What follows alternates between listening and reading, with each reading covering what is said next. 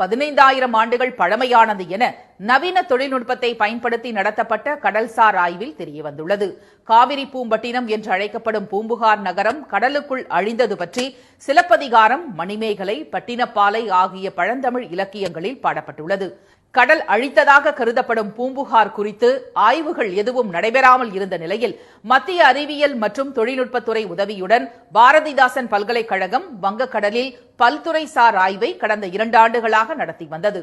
இந்த ஆய்வின் முதல்கட்ட அறிக்கை வெளியிடப்பட்டுள்ளது. அதில் ஆய்வு கப்பல் மூலமாக கடலின் அடியில் தண்ணீரை நீக்கிவிட்டு நடத்தும் ஜெப்கோ ஆய்வு மற்றும் கடலின் ஆழத்தில் ஒலியை எழுப்பி நடத்தப்படும் MBES ஆய்வு ஆகியவற்றை மேற்கொண்டதில் பூம்புகார் எனப்படும் துறைமுக நகரம் ஒன்று 15,000 ஆண்டுகளுக்கு முன் இருந்தது தெரியவந்துள்ளது.